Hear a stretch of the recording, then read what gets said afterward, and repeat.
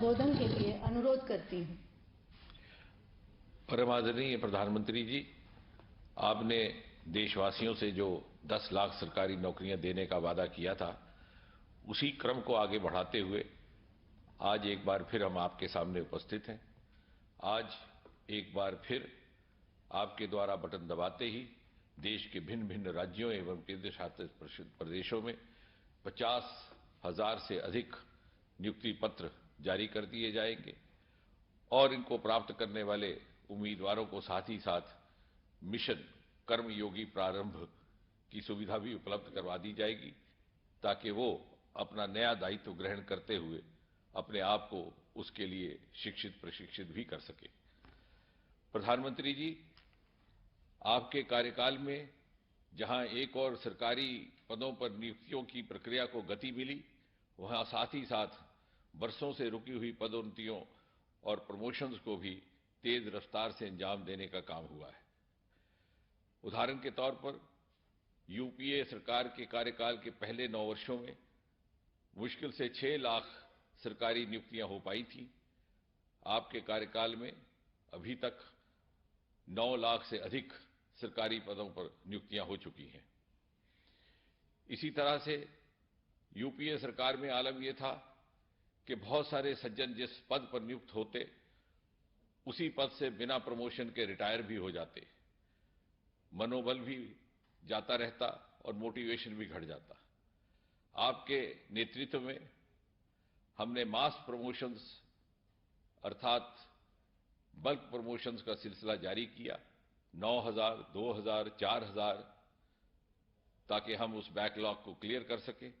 नतीजा ये कि यदि हम केवल सेंट्रल सेक्रेटेरिएट सर्विसेज को ही देखें, सीएसएस को, तो 160% वृद्धि हुई है यूपीए कार्यकाल की तुलना में प्रमोशंस की संख्या में गत 9 वर्षों के आपके नेतृत्व में। साथ ही साथ प्रधानमंत्री जी, आपने समाज में ये जागरूकता भी पैदा की कि रोजगार का अर्थ सिर्फ और सिर्फ सरकारी नौकरी ही नहीं। आपने स्टार्टअप पॉलिसी लाई, देखते ही देखते 350-400 से बढ़कर के स्टार्टअप्स की संख्या 1.25 लाख हो गई। आपने अंतरिक्ष जैसे सेक्टर्स को खोल दिया, रातों रात स्पेस स्टार्टअप्स की संख्या 4 से बढ़कर के 150 हो गई और चंद्रयान की सफलता के बाद नौजवानों का रुझान और भी बढ़ गया। आपने बेरोजगारों के लिए मुद्रा योजना लाई, 60-65% से अधिक लाभार्थी उसकी महिलाएं हैं। आपने रेहड़ी वालों के लिए प्रधानमंत्री स्वनिधि योजना लाई, लगभग 50 लाख स्ट्रीट वेंडर्स ग्रुप्स को उसका लाभ पहुंचा है। प्रधानमंत्री जी, समाज का कोई ऐसा वर्ग नहीं जिसकी रोजगार की चिंता आपने ना की हो।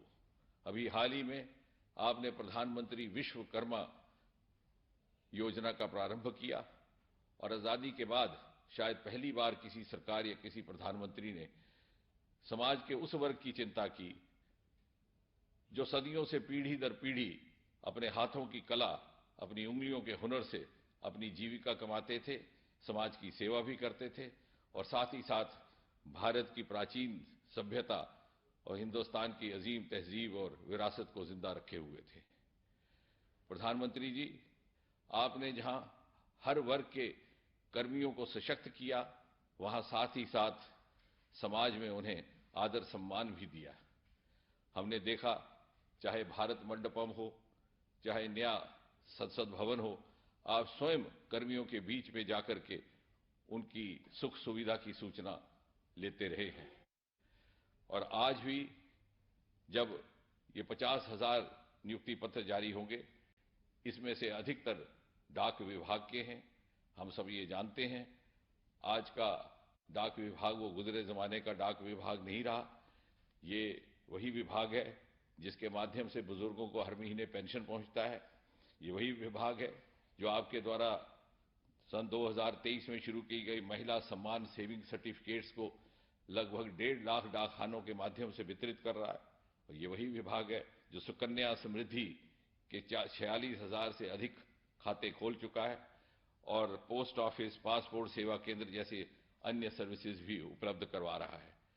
बहुत लंबी बात ना करते हुए, हमें विश्वास है जिस भरोसे के साथ आप इन नवयुवकों को ये नियुक्ति पत्र सौंपेंगे, ठीक उसी भरोसे के साथ ये आने वाले 25 वर्षों में आपके सपनों के विशिष्ट भारत के निर्माण में अपना जीवन समर्पित करेंगे। धन्यवाद प्रधानमंत्री जी। धन्यवाद।